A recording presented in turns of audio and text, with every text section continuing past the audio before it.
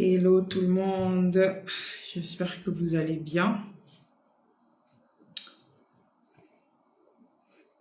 Nous allons inviter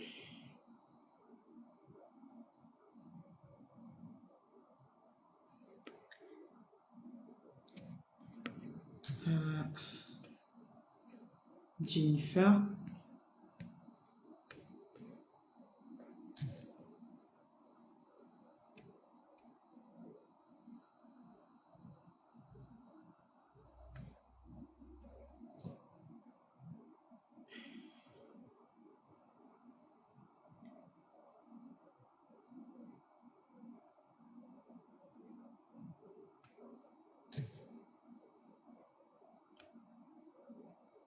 Voilà. Bonsoir à tout le monde. J'espère que vous allez bien. Nous sommes là dans le cadre de notre Live Talks.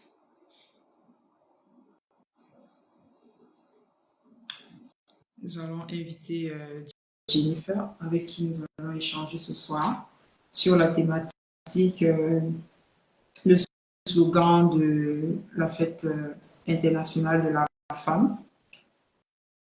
Hello, hello. Bonsoir Jennifer. Comment ça va? On ne t'entend pas.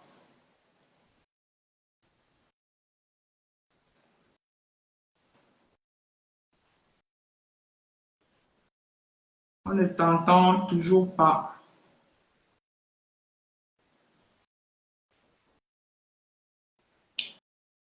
Voilà. Donc, en attendant que vous vous connectez, on va partager le lien.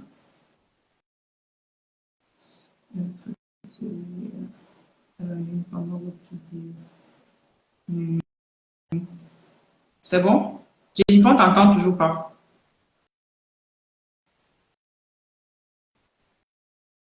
On ne t'entend toujours pas. Je ne sais pas ce qui se passe. Ok. En attendant que Jennifer se connecte, on va partager le lien. On va le partager.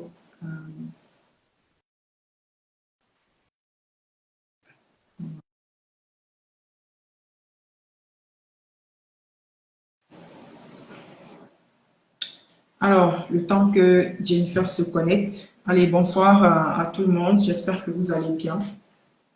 Nous sommes là pour partager dans le cadre de la fête internationale de la femme.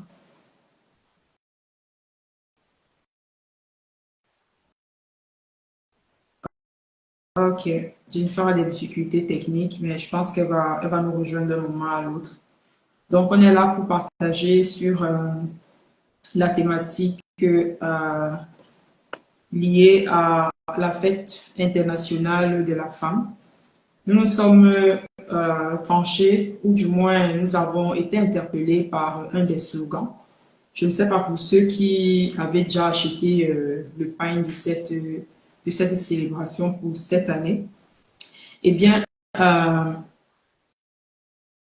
ok, bonsoir Ismaël, j'espère que tu vas bien. Donc, pour ceux qui ont partagé, pour ceux qui ont vu un peu le pain de cette année, il y a plusieurs slogans qui sont sur ce pain-là. Alors, moi, j'ai été personnellement interpellée, ou du moins attirée par un slogan. Un slogan, celui de... Voilà, Jennifer nous rejoint.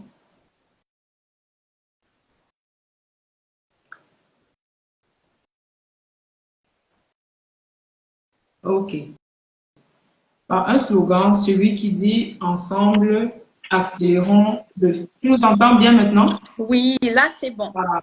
Magnifique, magnifique. Donc, j'étais en train d'introduire, là c'est Jennifer Siller, notre coach en émotion, auteur du magnifique ouvrage Cœur paillasson, cœur béton. Donc, j'étais en train d'introduire notre propos, notre live talk sur la fête internationale de la femme. Et je disais que j'ai particulièrement été attirée par l'un des slogans qui se trouve sur le pain de cette année-là. Et ce slogan disait Ensemble, accélérons l'égalité homme-femme. Donc, ça m'a particulièrement intéressée et je me suis dit que il serait intéressant de mener cette réflexion, de partager avec les internautes, de partager avec les femmes, surtout dans le cadre de la semaine de la femme, ou fête, la fête internationale de la femme, d'en parler. Et voilà, on dit souvent que la véritable éducation, ça consiste à pousser les gens à penser par eux-mêmes, comme a dit Noam Chomsky. Alors, c'est une plage de réflexion, une plage de partage, pour qu'on puisse sortir édifié et qu'on puisse davantage mener des réflexions, aller en profondeur dans les slogans, on va dire, les choses qui sont souvent mises dans les différentes tissus, si on peut dire, mais beaucoup plus qu'une thématique, lorsqu'elle nous a donné, nous pousse davantage à la réflexion, à l'introspection, pour qu'on voit qu'est-ce qui peut, à notre niveau, nous aider, nous, dans notre épanouissement en tant que femme, en tant que jeune femme et en tant que mentor, en tant que celle-là qui conduit les jeunes. Oui. Donc, je pense que c'est quand même intéressant de revenir. Bonsoir Marjorie, bonsoir tout le monde, bonsoir Lucia, bonsoir à vous tous qui êtes là. C'est important de revenir à l'histoire, de nous rappeler un peu où est-ce qu'on en est, du moins, d'où est-ce que tout ça a commencé, de manière brève, comme ça, là, d'où est-ce que tout ça a commencé, dans quel contexte cela a commencé, comment est-ce que ça a évolué, où est-ce que nous en sommes, et voilà, partager par rapport à cette thématique-là. Donc, Jennifer, je vais te laisser prendre la parole là, et puis je vais reprendre par la suite. Maintenant, je ne sais pas si c'est moi qui ai un souci de micro ou c'est peut-être à ton micro. J'entends des échos. Moi, ça va. Et là, tu m'entends bien? Oui, je t'entends bien. Je vais peut-être couper mon micro pour voir. Oui, d'accord. Ben, bonsoir à tous. Merci de faire partie de cette causerie, de cette interaction avec Suzanne sur la thématique annoncée en prélude à la journée qui a été décrétée Journée internationale de la femme. Et on a vraiment voulu mettre l'accent, comme l'a vraiment introduit Suzanne, par rapport à ce qui avait été inscrit, ce qui avait interpellé son attention. On a eu le temps d'échanger et dans nos échanges par rapport à ça, on s'est rendu compte effectivement qu'il était quand même judicieux de profiter de cette journée-là pour faire une mise au point, au fait. Parce que je pense que avoir des slogans qui changent, c'est une bonne chose, mais aussi savoir recadrer les choses dans leur contexte est aussi important. Parce que la Bible enseigne que nous périssons faute de connaissances. Et très souvent, nous avons été habitués à un ensemble de croyances, un ensemble de principes qui ont formaté notre manière de croire, notre manière d'avoir des convictions. Et entre autres, pour répéter ce qu'avait dit quelqu'un, si vous ne faites pas la politique, quelqu'un vous la fera à votre place. C'est vrai que là, le but n'est pas vraiment de se positionner de manière dans une mouvance quelconque, mais c'est surtout de ramener le cadre par rapport à la compréhension qu'on puisse avoir concernant cette problématique-là, qui en est une, mais qui a été vraiment disproportionnée et qui a été amenée à se diffuser dans comment dire, dans l'intelligence collective de la mauvaise manière. D'accord?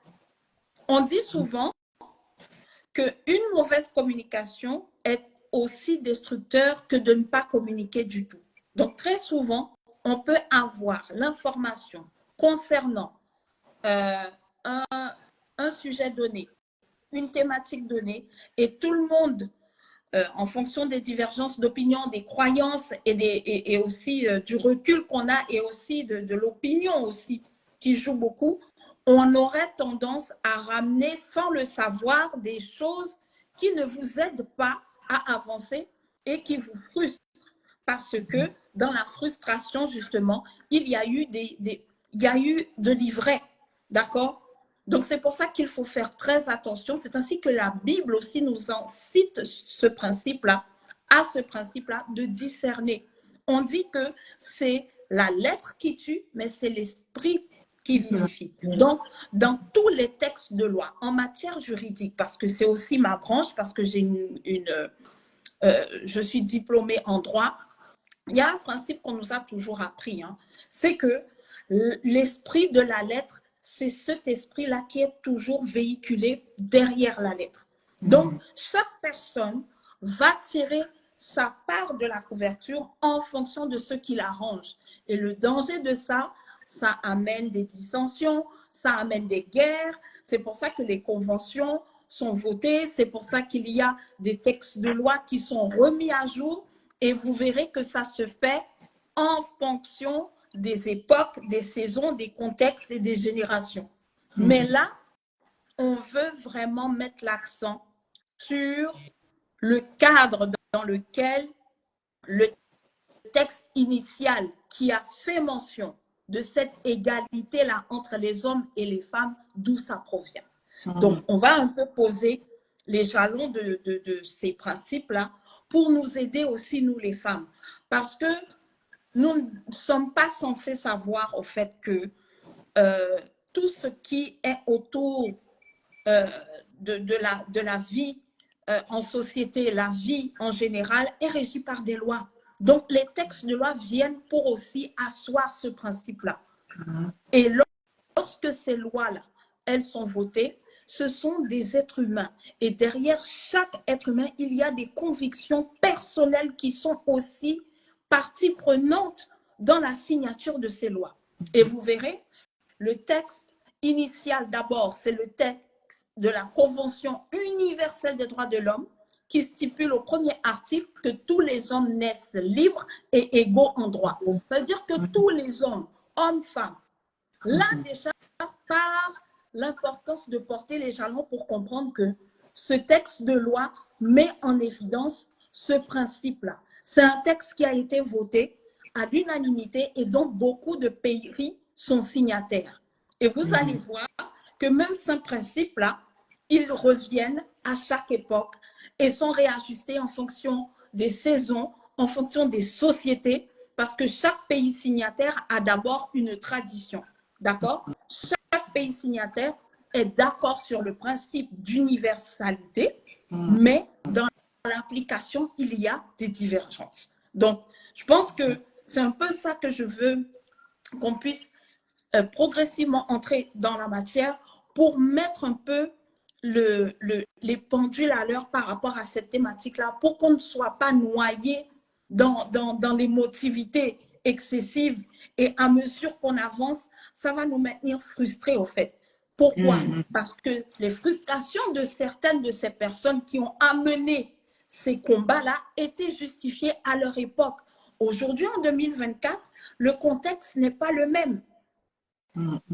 Et on va avancer, Suzanne, pour pouvoir mettre vraiment l'importance en fonction des sociétés et des traditions qui sont en cours de génération en génération. Donc, ça aussi, ça a un impact considérable sur l'application des lois. Donc, voilà. Exactement. Ce que tu dis, c'est très pertinent parce que c'est vrai qu'il faut toujours retourner à l'histoire. Il faut toujours se demander, bon, la fête internationale de la femme, même là, ça a commencé, même comment est-ce qu'on en est arrivé là?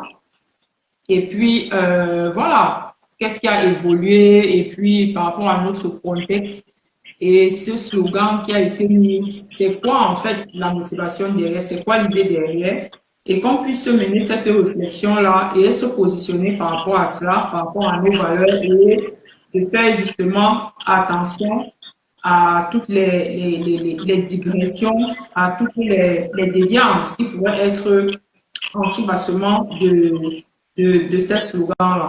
Donc, ce que je peux dire brièvement là, c'est que je sais qu'il y a eu un groupe de femmes, après ce que nous tous on lit, ce qu'on a regardé un peu sur les réseaux, en faisant des recherches, il y a un groupe de femmes qui se sont levées, je pense que c'était aux États-Unis, qui se sont levées et qui ont manifesté publiquement pour revendiquer voilà, un meilleur traitement dans au travail, un meilleur traitement et voilà, tout un certain nombre de choses qui pouvaient améliorer leurs conditions de travail. Elles se sont levées vraiment publiquement et ont manifesté. Et puis, voilà, il y a eu plusieurs événements tout autour. Et je sais que c'est cela qui a mené en fait à un certain nombre de mouvements tout autour, un certain nombre de soulèvements, un peu comme un effet domino, qui a amené progressivement à un certain nombre de choses qui ont été finalement pris en compte par ces personnes-là, par ces mouvements-là. Et aujourd'hui, nous vivons dans une ère où il y a des femmes derrière qui ont combattu, il y a des femmes derrière qui se sont levées et qui ont permis à ce que nous soyons là en train de se parler, que nous ayons par exemple ce droit de vote, que nous ayons ce droit je pense à l'IVG, je pense à Simone Veil ou quelque chose comme ça qui a porté vraiment ce projet. Donc, il y a beaucoup de choses comme ça qui ont évolué, qui ont fait en sorte qu'aujourd'hui, on arrive à ce que moi, j'aime appeler la valorisation des droits de la femme. Ouais. Donc, il y a des droits, en fait, qui n'étaient pas pris en compte, qui étaient, on va dire, pas considérés du tout, du fait de l'action de ces femmes-là, du fait de l'engagement de ces femmes-là, eh bien, il y a un certain nombre de droits, un certain nombre de règles, un certain nombre d'avantages que de plus en plus les femmes commencent à avoir ou du moins à manifester. Après, il y a beaucoup de choses qui restent à faire. Il y a vraiment beaucoup de choses qui restent à faire. Tout à l'heure encore, quand je sillonnais les réseaux sociaux, j'ai vu qu'il y a encore un cas de féminicide et c'est l'occasion justement d'apporter notre soutien à toutes ces victimes-là. L'année dernière encore, on parlait de plus de 80 cas de féminicide au Cameroun seulement, au Cameroun. Oui. Là, nous sommes en 2024, nous sommes déjà au troisième mois du premier trimestre. Ouais. Je ne sais pas combien de cas on a. Donc, il y a eu une évolution, il y a eu des droits qui ont été réclamés, il y a eu certaines, voilà, des causes légitimes qu'un groupe de femmes se sont levées et ont réclamé. Et comme un effet comment on dit souvent le domino, eh bien, la machine a pris et il y a un certain nombre de droits que les femmes ont pu obtenir. On a aujourd'hui l'ONU des femmes, il y a plein de mouvements et tout ça qui aujourd'hui traitent de cela. Après, nous avons toujours des féminicides, nous avons toujours des cas de viol, nous avons toujours des cas d'agression, nous avons toujours beaucoup de ces discriminations-là faites aux femmes qui peuvent nous amener à comprendre quelque peu pourquoi ce slogan de égalité homme-femme, c'est vraiment l'égalité homme-femme. Mais je voudrais, Jennifer, tout en te laissant parler, qu'on puisse, tout en nous interrogeant un peu Oui. de qu'est-ce qui pourrait expliquer cette recrudescence de féminicide, d'agression, de viol.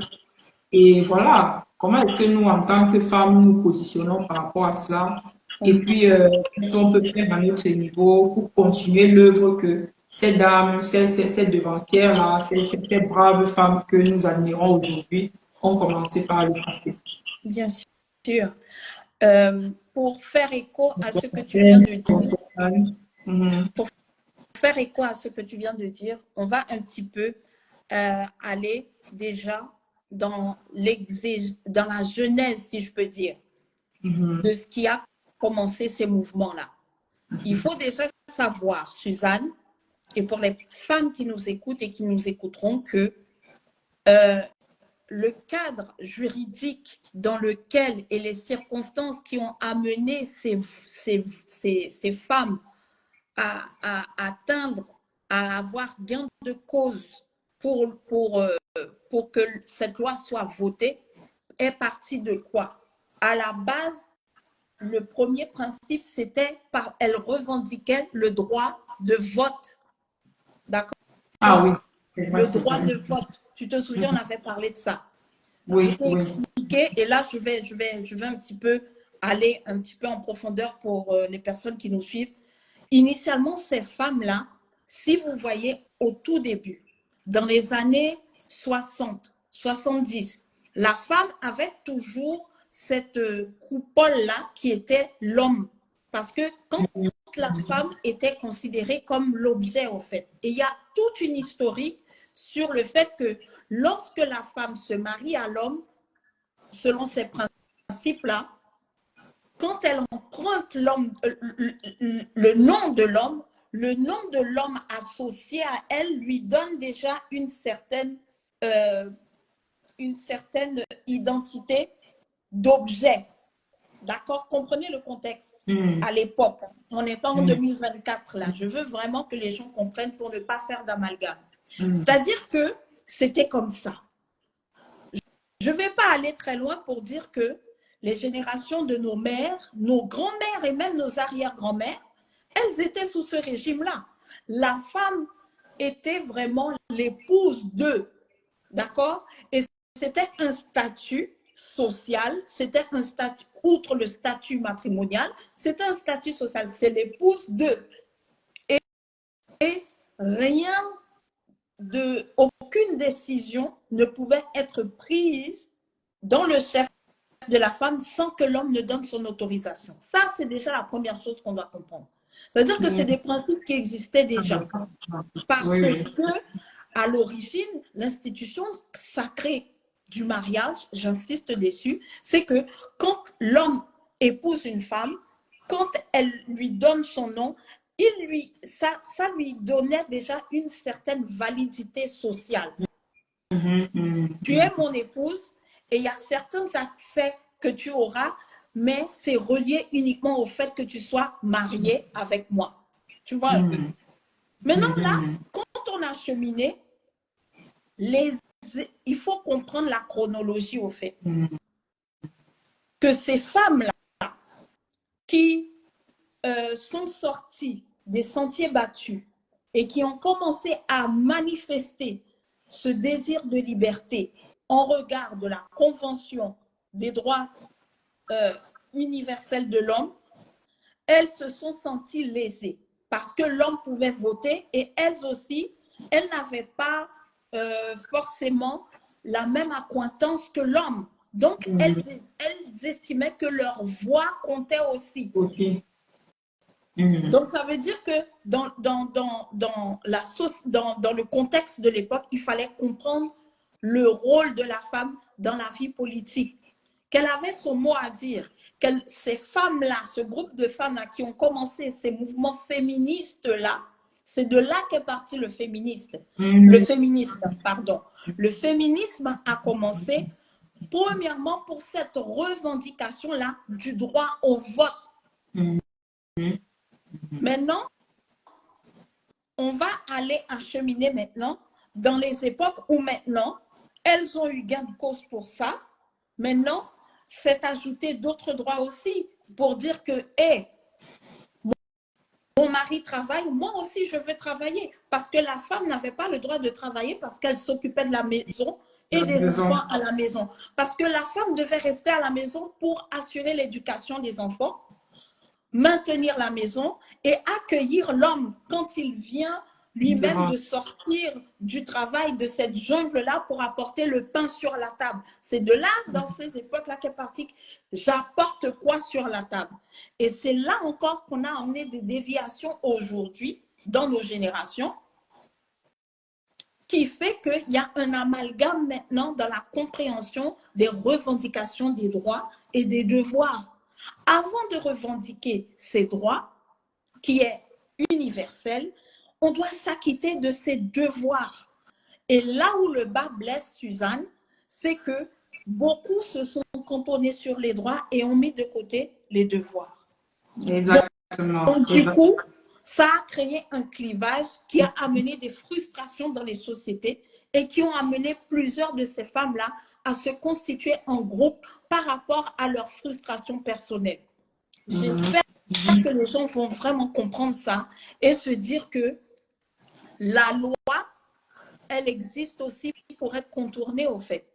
En dépit du fait que oui, tu vois, c'est-à-dire que c'est écrit sur papier. Oui, c'est écrit là que j'ai le droit. Oui, mais la réalité est que en attendant, comme il n'y a pas un régime qui instaure ça, en attendant, tu es ma femme et tu dois avoir mon autorisation pour signer, pour voter.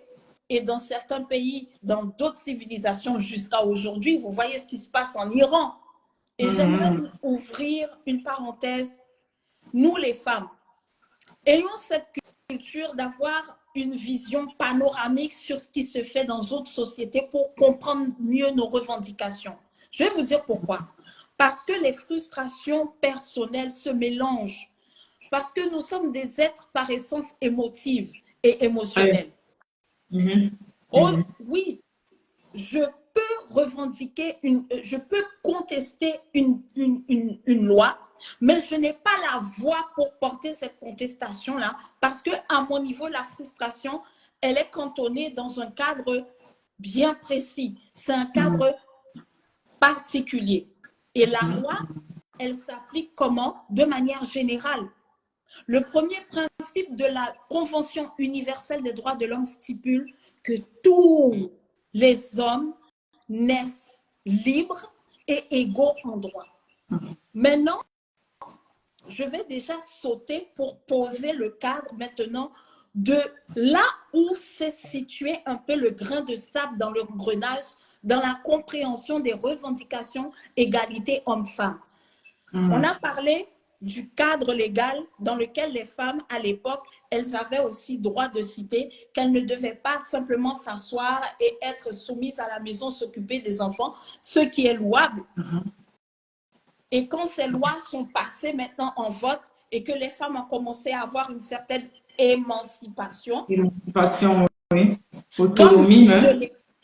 Avoir des salaires, voilà. Pouvoir avoir un travail ou autre, oui, effectivement. J'arrive là. C'est là que je nous emmène pour nous faire comprendre que, en fait, dans le deuxième temps maintenant, parce que l'homme étant toujours de nature insatisfaite, tu lui demandes ça, il te demande ça, il va vouloir tout, au fait. Il y a d'autres frustrations qui se sont ouvertes à elle pour leur dire, mais tiens, mon mari travaille, pourquoi je ne peux pas aussi sortir et travailler? Nos mamans, qu'est-ce qu'elles ont fait? Nos grands-mères, on va aller même dans les générations plus loin. Elles étaient des femmes au foyer. C'était noble. C'était noble. Être femme au foyer aujourd'hui n'est pas... En fait, c'est aujourd'hui qu'on en a fait une insulte, au fait. C'est ça. De traiter les femmes comme étant des femmes fainéantes. Non, non, non, non, non. Non, non. Écoutez, j'aimerais que nous puissions comprendre, Suzanne, et je pense que ça va parler pour nous aussi, c'est que nous devons comprendre que le rôle de la femme, dès le commencement, dans le plan initial qui est le plan divin, c'est que la femme soit soumise à l'homme. C'est là que le bas blesse. Et toutes ces lois-là, et toutes ces revendications-là qui sont louables, elles étaient circonscrites dans un contexte qui était lié à la société, aux sociétés et aux besoins de l'époque. Parce que la loi, elle évolue dans le temps en fonction de la modification et de la mutation des sociétés qui la régit, en fait. Parce que des générations changent. Donc, les besoins qui étaient au niveau de nos mères, aujourd'hui en 2024, elles sont peut-être d'un tout autre ordre en fonction de la société dans laquelle on se trouve. Et maintenant, qu'est-ce que ça a amené comme distorsion dans la compréhension égalité homme-femme? C'est qu'au fait, dans ce désir d'émancipation, il y a quelque chose qui est passé au milieu qui a poussé les femmes à croire que, ben tiens, autant l'homme peut aller travailler, autant l'homme peut faire des études, moi aussi je peux faire la même chose que lui. Et c'est là que les déviations ont commencé au fait. Et si tu regardes, j'ai bien dit au début, l'esprit de la lettre en matière juridique, il faut comprendre l'esprit des lois. Et n'oublions pas que le féminisme est une idéologie d'abord, comme beaucoup d'autres ismes encore. Je ne vais pas en parler. Le mouvement de libération des femmes, qui a été le premier mouvement en Europe qui a eu un impact mondial par la suite, est venu de là. Cette revendication-là, principale de ce mouvement-là, qui a amené mai 68 en France et qui s'est étendu dans tous les autres pays d'Europe, a fait quoi? C'est que, ben écoute, j'ai le droit de disposer de mon corps comme je veux. C'est là que le bas a commencé à blesser. Les hommes ont dit, ah, on est vraiment mal barré. Et c'est de là aussi que les dérives ont commencé. Déjà, à cette époque, certains hommes étaient contre ça. Ils disent que ces femmes-là qui ont amené ces revendications-là ont commencé à créer, à instiller minutieusement une graine de rébellion dans les foyers. Et aujourd'hui, on a le résultat. On a le résultat. On a des foyers qui éclatent parce que l'homme ne trouve plus sa femme. Et il n'a plus sa place en tant que chef de famille. Parce que la femme veut s'égaler à lui. Et c'est ce qui a amené ces dérives-là. Moi, je n'ai pas souvenir, pourtant mes parents étaient cadres. Je n'ai jamais entendu ma mère dire que « ouais, moi je suis fatiguée, toi aussi tu viens du travail. » Non, non, non. C'est-à-dire les contextes, et je pense qu'il y a le phénomène de culture aussi qui intervient, qui ne doit pas être pris à la légère. Parce que, qu'est-ce qui fait que les sociétés évoluent dans le temps et dans l'espace? Ben, c'est tout ce qui est affilié à la culture, à l'éducation, aux mentalités, aux croyances. C'est ça qui constitue une société. Et au sein des sociétés, nous avons des individus. Et chaque individu est une entité en elle-même. Donc, tu vois l'amalgame que ça crée. Donc, du coup, pour continuer à progresser maintenant, lorsque ces lois-là maintenant sont arrivées à passer, ben, l'homme a perdu son droit, en fait. Puisqu'on en est dans le fait que, OK, l'homme a dit, moi aussi, si on va dans le cadre de la Convention universelle des droits de l'homme qui a été votée par les Nations Unies, ben, on est égaux, en fait.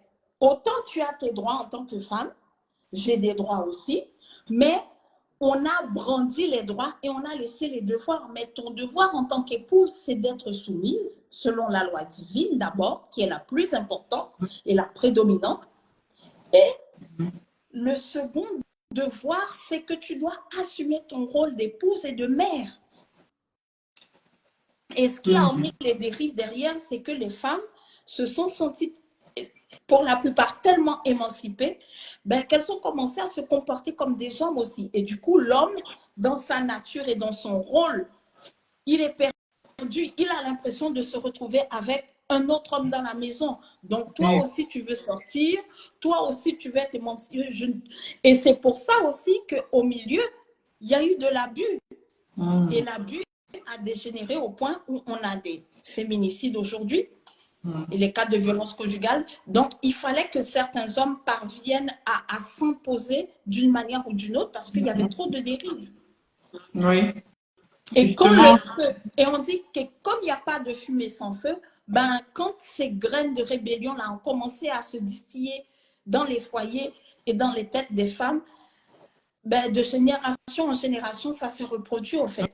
Dans une lignée, tu vas trouver une femme rebelle avec des idées un peu farfelues que oui, que moi, je n'ai pas besoin d'hommes. De toute façon, autant à compétences égales, écoute, s'il a fait des études et j'ai fait des études, aujourd'hui, je peux devenir chef d'entreprise. Il est chef d'entreprise. On n'est pas dans un combat, au fait. Et c'est ça qui Mhm. fait que la famille éclate. C'est pour ça que les enfants sont livrés à eux-mêmes et fait boule de neige. Ben, tu as des sociétés vraiment en friche. Donc voilà, c'est ça. Et je veux qu'on comprenne aussi que l'importance derrière ces mouvements-là, il fallait comprendre une chose, qu'il y avait un agenda derrière qui visait, que nous sommes en train de voir, diviser les familles, diviser pour régner. C'est l'anarchie qui règne. Maintenant, Mhm. c'est devenu normal d'accepter les familles monoparentales. C'est devenu normal maintenant d'inciter les femmes à prendre leur indépendance au détriment du respect de l'homme. Mais derrière, on réchigne parce que c'est trop dur. Je suis la seule à assumer. Mais tu n'as pas décanté les choses en cause le mauvais féminisme. Il faut le dire. Il faut Exactement. appeler un chat un chat. C'est très important. Exactement. Exactement. Après, exactement ce que tu dis, c'est assez pertinent. Ça rejoint un peu le point que moi je voulais soulever. Mais avant de revenir à ça, je voudrais tout de même préciser que on n'a pas dit que les féminicides, les viols et les agressions sont dus ou alors sont faites à cause de la rébellion de la femme, parce qu'il ne faut pas qu'on confonde aussi ça. Ce n'est pas de ça qu'on parle ici. C'est On ça. peut dire que cette recrudescence des féminicides, des viols, des agressions ont pour cause, puisque on parle de féminicides, des violences faites aux femmes par les hommes. Et si on va même expliquer, quand je me renseignais, je faisais des recherches par rapport à cette thématique, il y a un étudiant, je pense un doctorant, qui a fait une étude et qui a relevé une des causes pour lesquelles il y a de plus en plus de féminicides, c'est ce sentiment-là qu'a l'homme d'avoir été comme émasculé par la femme, Oui, d'avoir été émasculé, de se dire que, ok, le seul moyen donc que je peux pour garder mon pouvoir, pour garder ma force, pour montrer à cette femme-là que, écoute, c'est toujours moi qui suis, c'est toujours moi qui est, eh bien, ce sera par ces viols, ces agressions-là que je vais faire parce que je sais que là, je vais je sais qu'on va pouvoir asseoir un certain pouvoir que d'une certaine manière j'ai perdu. Donc, je voudrais qu'on puisse apporter vraiment ce distinguo-là pour ceux qui vont nous suivre par la suite, qui ne vont pas avoir l'impression qu'on est en train de vouloir dire c'est à cause de la rébellion des femmes. Maintenant, pour revenir à ce que tu disais, moi, quand j'ai vu ce slogan-là, je ne sais pas pourquoi il y a cet écho-là. Je ne sais pas si c'est à mon niveau.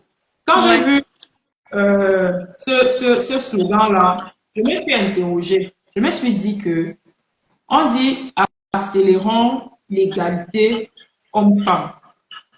Est-ce que il s'agit de nous dire que, OK, euh, je suis égal à l'homme et puis dans une famille, j'ai les mêmes droits que lui. Je sais pas moi, il n'est plus mon chef. Ou alors quand on parle peut-être d'un mariage, il n'y a plus un chef, il n'y a plus une femme qui est soumise à un homme. Il y a maintenant une femme qui est égale à l'homme. Et je me suis dit, le danger derrière, c'est justement qu'on puisse continuer dans le sens de la rébellion et qu'on mette ça pour cause avec tous les féminicides qu'il y a aujourd'hui, avec tous les jeux et toutes les agressions. On va maintenant se positionner en mode égalité homme-femme. mmh, Comme ça fera que bah, l'homme n'aura plus le droit n'aura plus le droit de. Ma crainte, c'est justement qu'on oublie que, à côté des droits qu'on revendique, parce qu'il faut bien préciser le type de droit, moi, je me positionne en tant que, on va dire, cet équilibre qu'on revendique en termes de droit aux chances, à égalité des chances, de droit à égalité des opportunités sur le plan professionnel, sur le plan de toutes les opportunités qu'il pourrait avoir en termes d'épanouissement de la femme et autres. C'est comme ça que moi, en fait, quand j'ai écouté, quand j'ai lu et que j'ai regardé la chose. Et donc, quand on se focalise sur égalité homme, égalité femme, et qu'on oublie la partie du film des responsabilités qui incombent à mmh, chacun de nous, des devoirs qui incombent à chacun d'entre nous, ça pose problème effectivement Et ça va même avoir un impact dans l'équilibre des relations que nous construisons, nous, en tant que célibataires et demain, en tant que mariés. Si moi j'entre dans une relation homme-femme et dit je suis ton égal, oh, égalité de homme-femme et autres, là on va se dire ok, si on parle donc d'égalité de droit, allons-y dans ce sens-là, égalité de droit. Et puis voyons donc où est-ce que ça va nous mener. Parce que moi, j'épouse une femme. Je n'épouse pas mon camarade. Je n'épouse pas un homme. Je n'épouse pas quelqu'un qui grandit son pouvoir ou alors qui veut prendre le mien. Et là, j'embraye directement en disant que moi, je pense, moi personnellement, et c'est mon avis, encore une fois, nous sommes ici là en train de partager une réflexion pour inviter les autres aussi à la réflexion et à partager avec nous ce qu'ils pensent par rapport à ça. Moi, je suis pour l'équilibre des revendications des droits. Mais à côté, on accepte aussi les devoirs qui nous incombent nous en tant que femmes, les responsabilités qui nous incombent nous en tant que femmes. Et comprendre l'égalité homme-femme tout en battant du revers de la main la partie devoir, la partie responsabilité, c'est en fait on est en train de biaiser un peu le truc et on est en train de nous-mêmes nous enfoncer. Parce que demain, c'est nous qui finissons par être ce qu'on appelle souvent des blessés de guerre, des femmes aigries, qui sont tellement à un moment donné devenues masculines parce qu'elles ont voulu, au lieu de maintenir leur pouvoir, principal pouvoir qui est leur féminité, elles ont voulu prendre le pouvoir de l'homme en se disant nous sommes égaux, de prendre donc cette masculinité-là et de vouloir l'intégrer et de s'étonner que cet homme-là n'accepte pas cela. De s'étonner que cet homme n'accepte pas cela, de se dire mais attends, on a dit égalité homme-femme, on a. Et finalement, bah, on se retrouve dans un système où ils se disent non, moi je peux pas me mettre avec ce genre de personnes. Moi, je ne peux pas me mettre avec elle. Moi, je ne peux pas me mettre avec ma camarade. J'ai besoin à mes côtés d'une femme qui est comme ma partenaire, une femme avec qui nous allons ensemble construire un empire, avec qui nous allons ensemble cheminer. Mais dans un partenariat, dans une famille, bah, il y aura un leader et il y aura un autre partenaire, du moins. C'est comme ça que je pense, sans l'ombre de me tromper, que bah, voilà, c'est un peu ça ce que le divin. Bonsoir, coach Shane, bonsoir à tout le Bonsoir, monde. bonsoir, bonsoir, coach Le le divin a préconisé. Donc, pour moi, quand j'ai lu en fait ce slogan, je me suis dit, derrière la volonté de certainement, au regard de tout ce qui se passe, les féminicides, les viols, les agressions, derrière la volonté certainement de davantage lutter pour que tous ces affreux actes-là soient punis. Il ne faut pas quand même oublier la partie devoir, la partie responsabilité, la partie le véritable pouvoir, ce n'est pas de s'accaparer de celui de l'homme, c'est beaucoup plus de faire ressortir son véritable pouvoir qu'est notre féminité. Et pour moi, j'ai voulu vraiment qu'on en parle et qu'on mette vraiment cette précision-là pour que les uns et les autres ne puissent pas justement le prendre, on va dire, dans son sens péjoratif et que ça puisse avoir justement de l'impact dans nos relations avec les hommes, dans nos relations, dans nos futurs mariages. Donc, voilà un peu ce que je voulais ajouter par rapport à ce que tu as dit, qui est assez pertinent. Oui, oui, en effet. Merci, Suzanne, parce que tu viens de mettre le doigt vraiment sur ce que on voulait refuser, justement, de créer comme amalgame. Tu m'entends?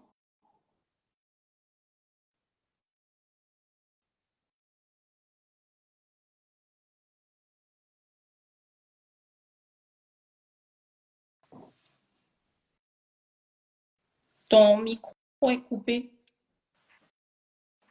Tu m'entends là? Oui, là, c'est bon. Ok, je voulais lire un commentaire là de quelqu'un.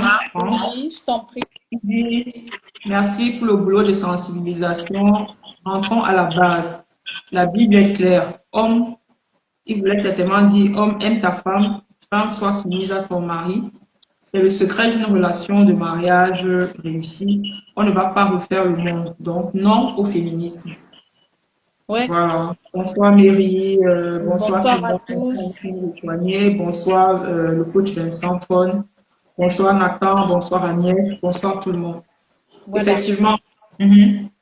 Donc, en gros, pour pouvoir ramener vraiment de l'équilibre dans ce qu'on est en train de vraiment poser comme principe de base, il faut revenir à la source. OK? Et notre source intarissable, hein, j'ai même envie de dire, Suzanne, c'est que c'est la Bible. Et tous les textes de loi, si tu regardes, il y a une distorsion de la compréhension de ce rapport de dualité qui existe entre l'homme et la femme. OK? Donc, pour les personnes qui n'ont pas cette sensibilité-là de comprendre la subtilité qui existe, et c'est directement lié à un plan divin. Donc, tout ce qu'on essaiera de construire autour et qui ne reste pas dans le cadre va amener des frustrations et des déviations. Donc, c'est ce qu'on est en train de vivre. Et je voudrais aussi ajouter quelque chose de très important pour ceux qui sont en train de nous rejoindre, notamment par rapport à la thématique. Est-ce que, en fait, pour un peu reprendre le texte sur le tissu qui t'a interpellé et que tu m'as partagé, qui m'a aussi interpellé, c'est accélérons l'égalité homme-femme.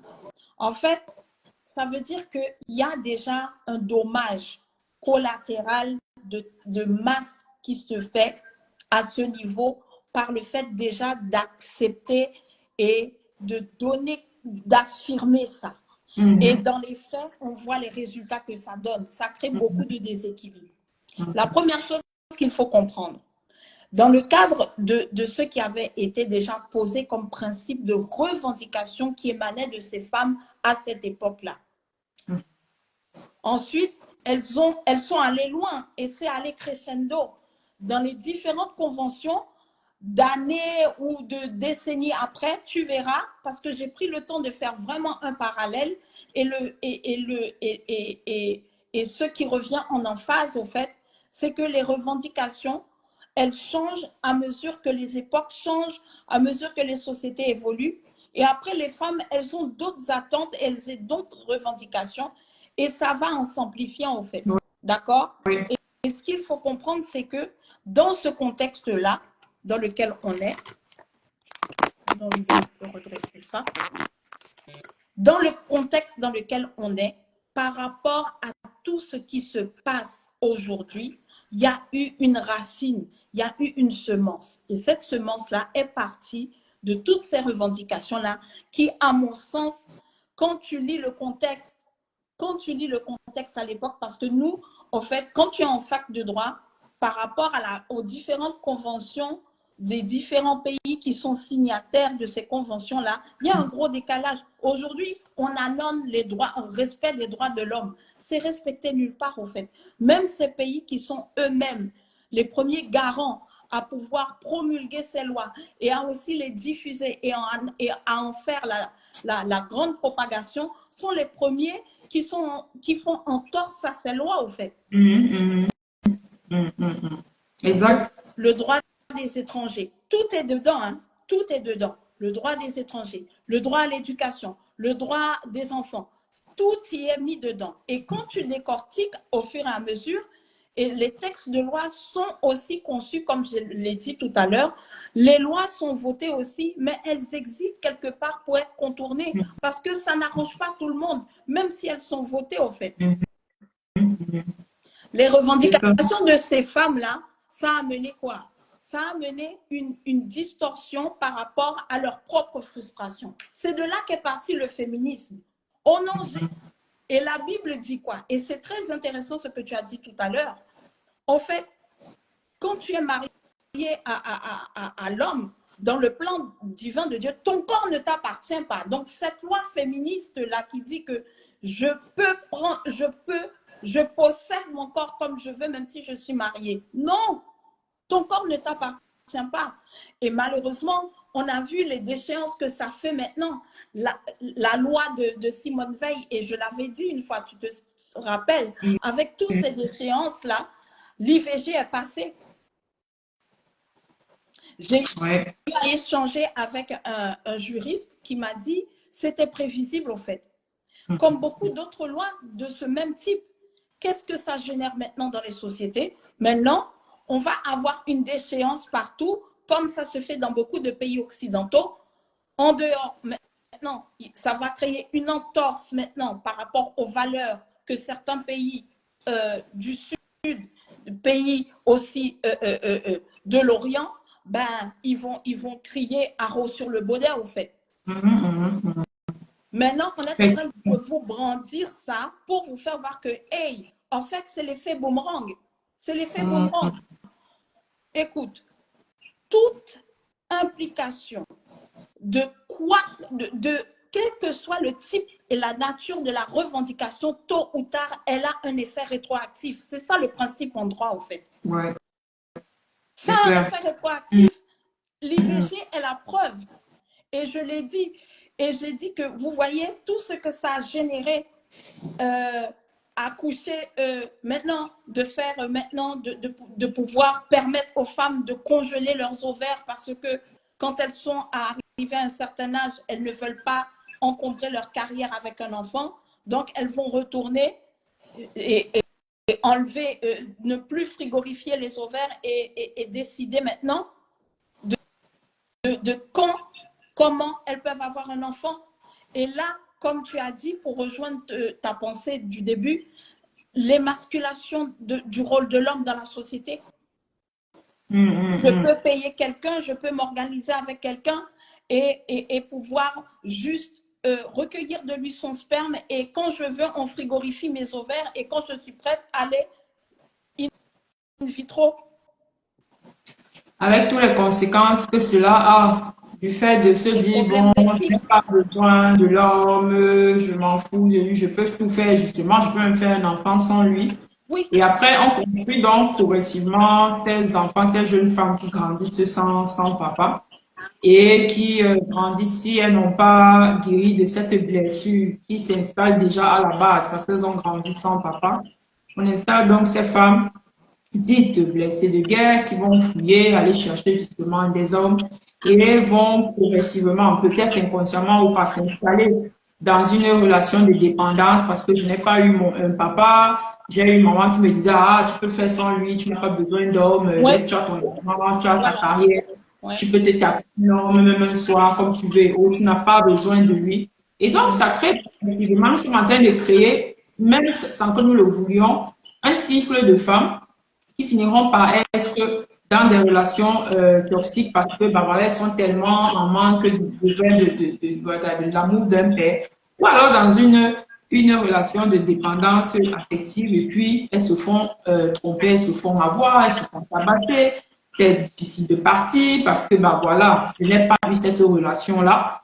Donc, je reste avec lui et puis voilà. Et donc, on reproduit le cycle, Et c'est aussi ça le danger ou la conséquence de ce genre de slogan lorsque ce n'est pas compris, lorsque ce n'est pas mis dans le contexte, lorsque ce n'est pas justement utilisé à ces fins-là.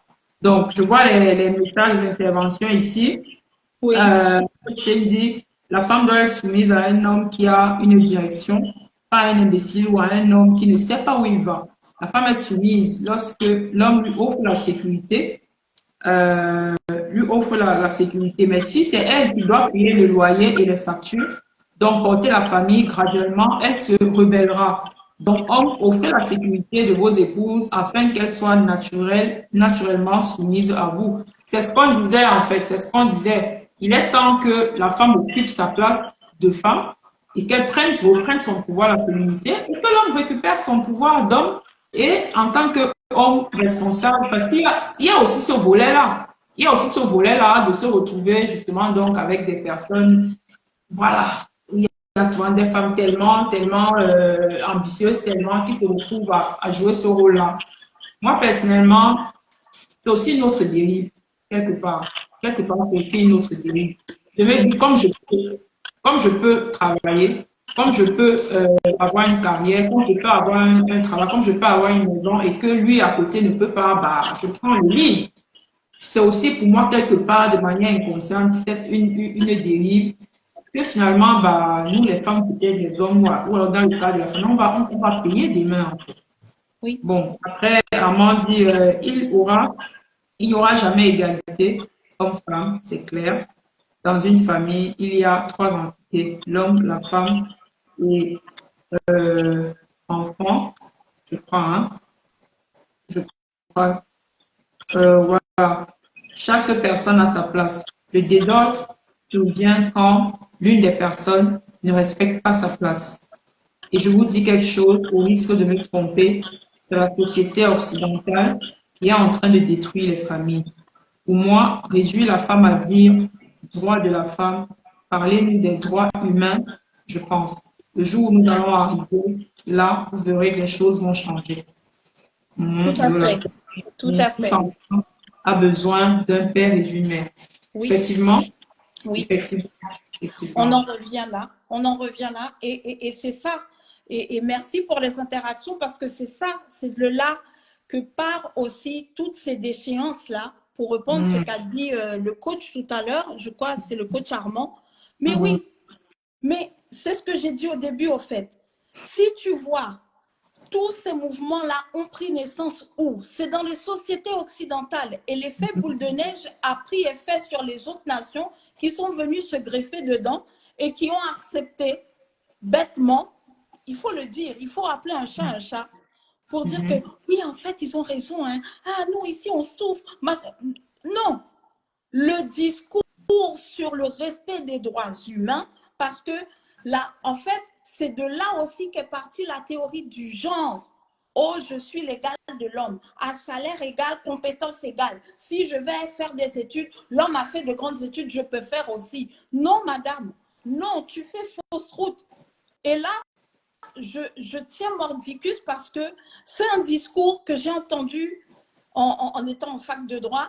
Et il y a eu, depuis les années où cette journée de la femme est célébrée, ma mère n'a jamais pris part à ça. Elle a dit ça va amener à des dérives où vous allez vous retrouver dans une société où, dans les foyers, on va se boxer tout le temps, en fait. On va se boxer tout le temps. C'est ce qu'elle avait dit, en fait. Et Et n'oublions pas il existe aussi des violences faites aux hommes. oui, il y a Qui sont SOS beaucoup plus hommes battus ici violentes, en France. Oui, silencieuses, oui, oui, oui, violentes. Ça oui, existe, des violences faites aux hommes. Ça existe. oui, Parce oui. Et qu'on les parle hommes ne s'expriment d'égalité, pas. voire l'égalité des femmes. Bon, on a tendance à oublier qu'il y a aussi des hommes qui sont victimes de violences verbales, de violences physiques et autres. Ça existe en fait. Oui, Et ça, il faut pas aussi qu'on l'oublie des fois. oui, il ne faut pas C'est qu'on pas parce l'oublie. qu'ils ont souvent honte de parler que ça n'existe pas. Ils se boxer en freestyle. Ah, coach. Ah, je te dis, coach Siam, se boxer vraiment, genre, MMA. En fait, je me rappelle très bien de ça parce que ça nous avait choqués. On a regardé maman et elle a dit oui. Et elle n'est plus là pour voir cette déchéance, mais elle avait vu Oui. venir, comme beaucoup de J'ai vu ça femmes dernièrement. avant-gardistes. Exactement. J'ai vu ça dernièrement. Je pense que c'est un follower qui me l'a partagé, qui m'a dit, c'était comme dans un journal. Un homme, il avait vraiment des marques, hein. Oui, Il avait des marques sur le dos, des marques partout. bien Il s'est sûr. fait tabasser Oui, copieusement par sa femme. À un oui, moment donné, il n'en pouvait plus. Apparemment, ce n'était pas la première fois. Il ne oui. pouvait pas parler parce qu'il se disait, mais comment est-ce qu'il va être vu? On va dire, ah, ça, c'est pas un homme. Quel est cet homme-là qui se fait battre par une Voilà, femme? voilà, Et voilà. ça existe, en fait. Il y a des hommes qui souffrent. Il y a des hommes qui souffrent. Il faut Je le profite dire. vraiment pour encourager ces hommes-là à parler ou, voilà. À C'est ça, s'ouvrir. aujourd'hui, lorsqu'elles sont dans une situation de parler, il faut que les hommes aussi, ils arrivent à parler. Mais vraiment, il y a des hommes qui souffrent. Il y a des Oui, hommes qui vivent des agressions physiques, verbales, des agressions émotionnelles par les femmes. tout, Oui, il y a tout aussi à cette fait. partie-là. que souvent on ne parle pas assez parce que justement ces hommes-là ne parlent pas. Ils ont honte de parler. C'est un peu comme réduire sa masculinité, admettre même d'abord ça, c'est comme si il n'est plus homme. Maintenant, prendre aussi le courage de venir même de le dire, ah là là, c'est comme si on le tuait en fait avant même qu'il ne meure. Ça existe. Il y Doublement. a qui souffrent dans les relations ou alors dans les mariages, mais ils se taisent, ils ne peuvent pas parler parce que, bah voilà, madame a dit que égalité homme-femme, et donc tu me boxes, moi aussi je te boxe, et puis voilà. Et donc, ça aussi, c'est quelque chose. Donc, je voudrais embrayer, Jennifer. Oui, oui. Finalement, est-ce que on pourrait donc parler plutôt dans le sens de complémentarité? Est-ce que le discours aujourd'hui, égalité homme-femme, nous l'avons tous compris, nous sommes d'accord, toi et moi, que nous disons non au féminisme, celui-là qui veut affirmer ses droits sans aussi prendre en compte ses devoirs et ses responsabilités, celle-là qui veut affirmer ses droits tout en émasculant l'homme, celle-là qui va affirmer son droit en allant prendre le pouvoir de l'homme et oublier son pouvoir elle, qui est tout aussi important que celui de l'homme, c'est-à-dire sa féminité. Est-ce que finalement, on pourrait parler de complémentarité finalement? Est-ce qu'aller plutôt dans le sens de complémentarité ou alors amener les femmes à récupérer leur place, à leur faire comprendre que leur pouvoir, leur véritable pouvoir, qui est la féminité, est tout aussi important que le pouvoir de l'homme. Et en fait, il ne s'agit pas de faire un combat, un fighting, de moi j'ai plus de pouvoir que toi. Il s'agit simplement, à mon sens, de récupérer ma place à moi de femme et de laisser sa place à lui d'homme. Et finalement, on aille dans le sens de complémentarité, un peu comme un projet, de voir une relation comme un projet et de se dire, je mets mon pouvoir de communauté, je mets ton pouvoir d'homme, et puis ensemble, on construit un projet qui va mener à terme par rapport aux objectifs qu'on pourra mener, nous. Je ne sais pas qu'est-ce que tu en penses là, par rapport à ça, si on doit clore notre Ben, écoute, échange. moi, ce que je peux dire tout simplement, la complémentarité, c'est le projet divin déjà. Il a dit que je te ferai une aide semblable. Déjà, le message de la complémentarité, c'est-à-dire de travailler d'être en équipe en fait. Parce que quand on est en couple, et déjà, le symbole pour moi, prophétiquement parlant, de tout ce que Dieu a voulu amener autour de l'importance de l'institution du mariage par-delà. Maintenant, quand tu as dans les foyers, tu as de ces revendications-là qui ont commencé à amener toutes ces déchéances-là.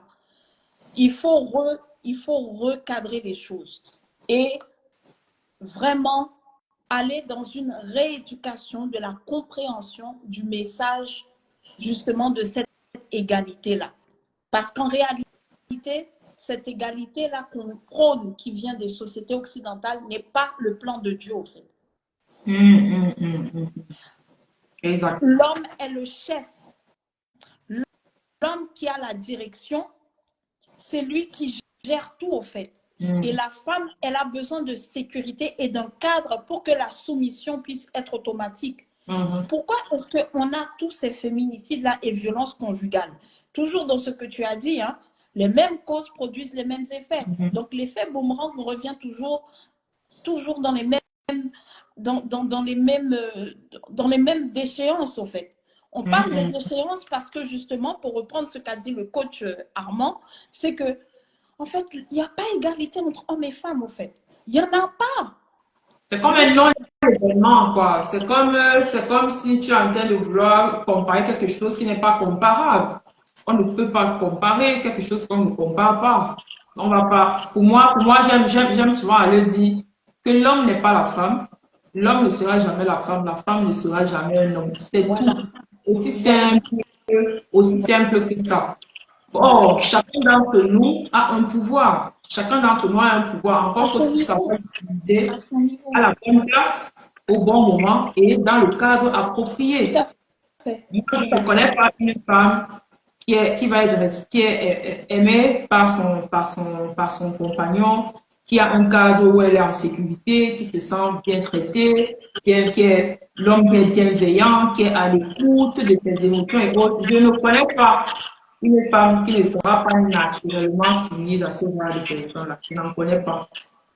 Je ne connais pas ça. Donc, c'est-à-dire que je préfère utiliser mon pouvoir de féminité. Je préfère simplement utiliser mon pouvoir. Et si je peux avoir tout ça en utilisant mon pouvoir, je vais l'utiliser. Je vais l'utiliser à fond. Bien entendu, comme a dit Coach Shane, en face de moi, je m'attends aussi à avoir justement un homme qui utilise, voilà, qui joue Ta son rôle, virilité, au fait. jouer mon rôle de femme. Et donc, chacun, dans son rôle, joue son rôle et puis voilà quoi, on avance dans la complémentarité et tout. Moi, je pense que si on doit arriver à une conclusion, moi, je dirais que égalité homme-femme, en fait, ça n'a pas sa place d'être. Ça n'a pas sa raison d'être. C'est un non-événement, c'est un projet. En fait, il n'y aura jamais d'égalité homme-femme parce on ne peut pas comparer l'homme et la femme. On ne peut pas les comparer. Bon, c'est vrai qu'aujourd'hui, il y en a des hommes qui deviennent des femmes parce qu'ils sont fait opérer. Après, ça, c'est un autre débat. Et nous, moi, mon avis personnel, c'est que on ne peut pas comparer l'homme et la femme. L'homme restera l'homme, la femme restera l'homme, et l'homme sera jamais la femme sera jamais l'homme. Maintenant, si on s'inscrit dans une dynamique biblique, on se dit, notre modèle, c'est le modèle divin. On a un homme qui est chef de famille et on a une femme qui est aide semblable. Parce que aide semblable, c'est quelqu'un qui a aussi le même pouvoir que l'homme. Aide semblable veut dire que je ressemble à. Alors, je me mets avec lui pour pouvoir construire quelque chose. Donc, je ne vois pas pourquoi on va comparer quelque chose, on va dire égalité, alors que ce n'est pas comparable. On est ensemble. Un et un, on finit par devenir une seule chair et on avance pour réaliser notre destinée, pour marcher selon ce que le divin a prévu pour nous, réaliser notre destinée, impacter notre génération et puis passer le flambeau à nos enfants qui vont faire le reste, en fait. Donc, moi, c'est ce que je pouvais dire. Oui. Voilà, il y a des interventions, il y a des hommes qui sont battus par leur épouse et leur belle-mère, oui. En Italie, les femmes ont le droit de signaler toute violence dont certaines exagèrent. Certaines exagèrent et appellent la police. Les hommes se retrouvent avec un bracelet électronique. Électronique, ouais. Et, tu parles de violence. Je souhaite vous dire, pendant que la femme parle de violence physique, supporte en 10 ans, l'homme ne peut pas supporter en 6 mois, il va craquer. Les hommes souffrent plus de la violence morale. Oui, c'est vrai. Oui. Ça, c'est vrai.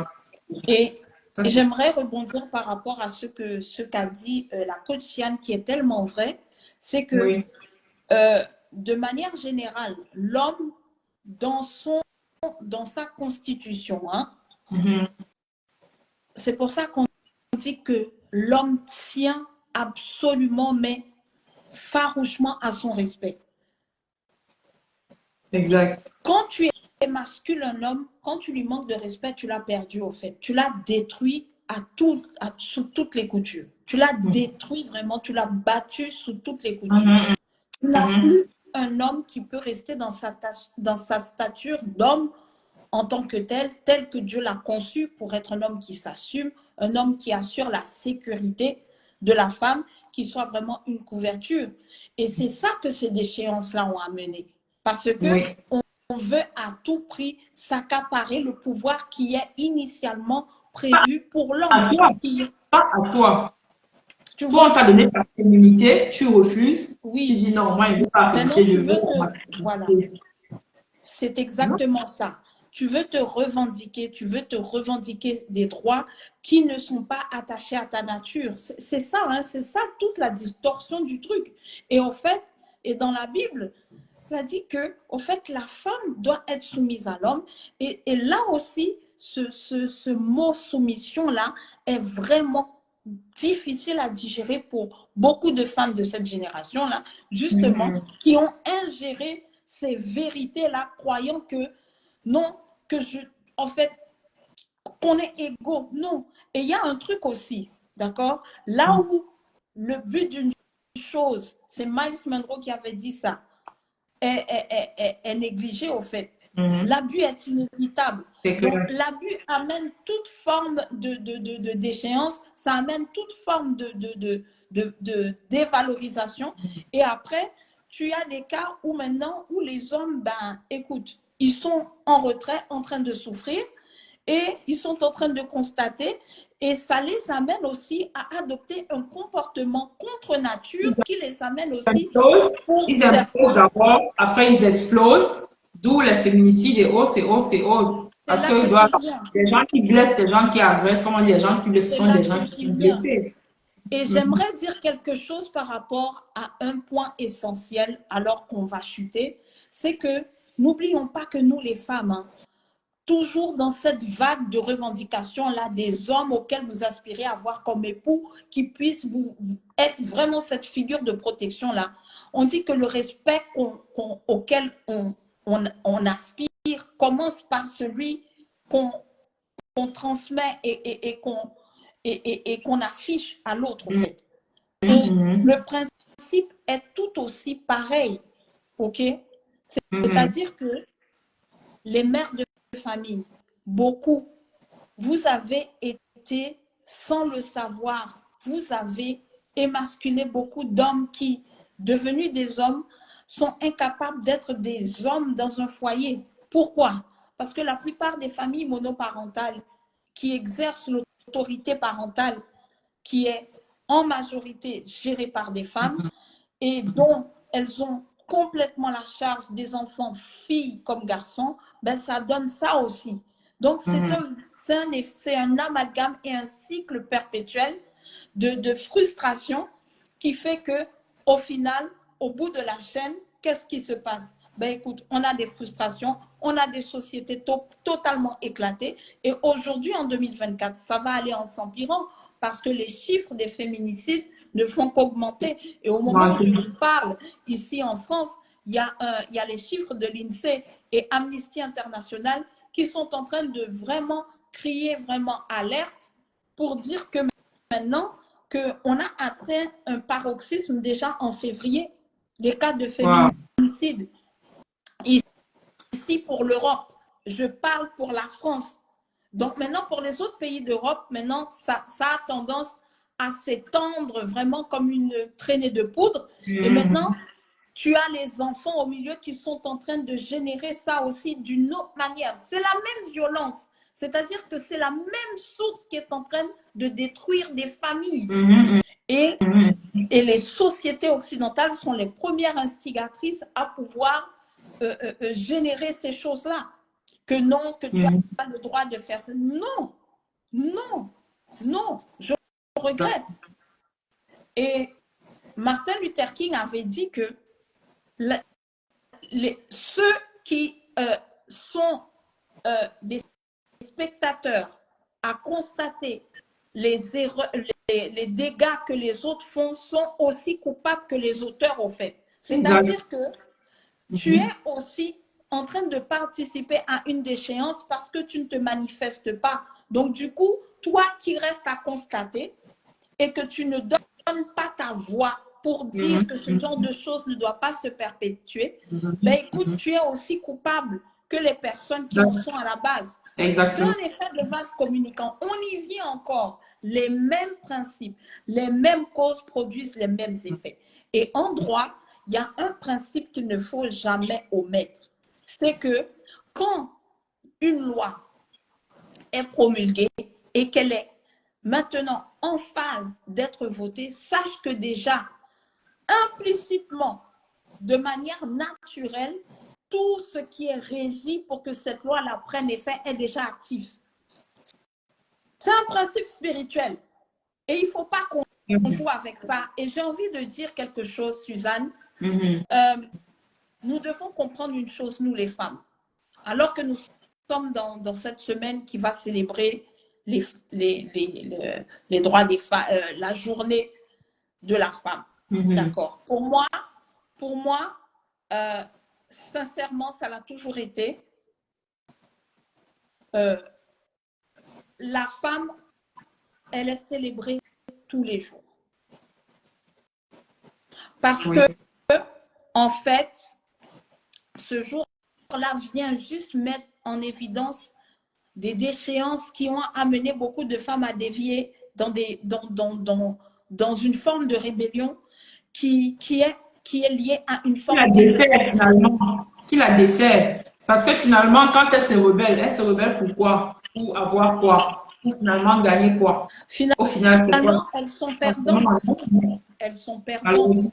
parce que ce sont elles-mêmes après qui reviennent pour revendiquer des droits de protection maintenant parce qu'elles sont abusées, parce que maintenant, et j'aimerais vraiment qu'on comprenne une chose, c'est que, en fait, en clair, pour répondre à ta question, il faut parler de complémentarité. Et je veux aussi, à titre de conclusion, dire ceci, que nous, les femmes, nous avons un rôle, d'accord? Nous avons un rôle primordial dans la bonne diffusion de cette compréhension des droits. Des Mhm, droits. mhm. Avant de revendiquer des droits, tu dois t'acquitter de tes Et devoirs. devoir. Déjà, en tant que femme, tu dois être dans ta féminité. Tu dois être dans ta place de connaître, de reconnaître que ta configuration te positionne naturellement à être une personne soumise pour que ton mari lui-même, il puisse jouer son rôle. C'est interchangeable. Mhm, Si mhm, mhm. si je me respecte dans mon rôle, naturellement, ça va suivre. Et on ne le répète pas assez, au fait. C'est Là où une femme se sent aimée, valorisée, la soumission va prendre effet. Il y va de même pour l'homme. S'il voit que tu es soumise, et attention, hein, je veux vraiment faire cette digression-là pour dire, la soumission équilibrée. Ce n'est pas l'esclavage, c'est pas ce qu'on Ce a n'est dit. pas de l'esclavage, Non, non, ce n'est pas de la maltraitance. non. Nuance. Il Mhm. faut qu'on comprenne aujourd'hui, en 2024, que l'importance de la soumission part d'un simple et unique principe divin. Reste à ta place. Qui veut son respect se le procure d'abord pour que le respect qu'elle recherche puisse lui être retourné. C'est Ah, tu aussi veux vivre simple que dans ça. tu veux vivre avec un ange, tu construis un paradis. Tu veux vivre avec un ange, tu construis un Tout à paradis. fait. C'est pas en Tout enfer à que l'ange fait. va vivre. Donc, Tout à fait. voilà un peu quoi. Voilà, exactement. Les féministes doivent faire attention aux lois. Elles doivent faire attention aux lois qu'elles font voter par les gouvernements. Quand tôt ou tard, ces lois seront appliquées, car tôt ou tard, ces lois seront appliquées sur leurs fils. C'est Ah ça. oui. C'est l'effet boomerang, en fait. Exactement, exactement. L'homme doit être un individu complet avant le mariage. Idem pour la femme. Ensuite, les deux se soutiendront mutuellement. Les deux se soutiendront mutuellement et avec un... Oui, effectivement, effectivement, effectivement, effectivement. Donc, Jennifer, je ne sais pas si, pour conclure, tu as autre chose à ajouter là, pour qu'on puisse conclure notre propos. Tu es là, Jennifer? Allô, allô? Ah, Jennifer, elle nous a quittés. Ben, on va clore notre échange. Et effectivement, notre échange avait pour but de mettre en exergue le slogan qui a été, on va dire, mis en avant pour cette célébration de la fête internationale de la femme. Accélérons l'égalité homme-femme. Nous, notre position est que l'égalité homme-femme est simplement un non-événement parce qu'un homme ne sera jamais une femme ne sera jamais un homme. Notre point ici est de mettre en garde contre ces digressions, contre ce danger de la mauvaise compréhension de ce terme, de la mauvaise compréhension même de où est-ce que on a commencé, où a commencé les droits, ou du moins la revendication des droits. Pourquoi est-ce qu'on faisait la revendication des droits? Et vraiment de faire attention avec ce terme-là, égalité homme-femme, qui crée beaucoup plus de dégâts que nous n'en avons conscience. C'est très important de le comprendre. Donc, notre point ici que nous voulons partager aux femmes humblement, c'est que femme, occupe ta place. Ta place, c'est à côté d'un homme. Ta place, c'est cette aide semblable à côté de cet homme-là. Une femme, son véritable pouvoir, son premier pouvoir, c'est sa féminité. Ça ne sert à rien d'aller prendre le pouvoir de l'homme, de te transformer en homme, de te mettre en mode rébellion, j'ai le droit de, j'ai le droit de. Finalement, cette rébellion te dessert plutôt que de te servir. Alors nous disons ici non à cette forme de féminisme-là qui veut mettre en branle le pouvoir de l'homme, la masculinité de l'homme et pourquoi pas même se l'approprier. Nous disons non à cette manière de faire qui cause beaucoup plus de dégâts à nous les femmes, à la famille et donc à la société. Alors nous disons merci à toutes ces personnes qui nous ont suivis. Bonsoir Robert, bonsoir Serge, bonsoir Armand, bonsoir Adeline. Merci de nous avoir suivis. Pour ceux qui vont nous écouter en replay, n'hésitez pas à mettre en commentaire ce que vous en pensez, ce que vous pensez de ce slogan. Est-ce que vous l'avez vu sur ce tissu-là? Et puis, qu'est-ce que ça vous a évoqué? Qu'est-ce que vous en pensez par rapport à ça? Et puis, le débat va continuer. Et nous vous souhaitons une très, très, très bonne semaine. Voilà, bonne fête de la femme, bonne fête des droits de la femme, la célébration des droits de la femme. À ces femmes-là qui reconnaissent la place d'homme, bah, nous vous disons bravo. À celles pour lesquelles ce n'est pas le cas, nous vous invitons simplement à réécouter cette vidéo, à repenser un peu la chose, à faire une certaine introspection et à revenir au modèle divin qui dit « Hommes, soyez, aimez vos femmes et femmes, soyez soumises à vos maris ». Non pas une soumission en termes d'esclavage, de maître à esclave, mais une soumission parce que c'est un commandement divin et dans un sens de complémentarité pour que ensemble bah, nous puissions accomplir le projet divin. Voilà, donc merci à vous de nous avoir écoutés et on se dit à très bientôt. Bonsoir, bonsoir.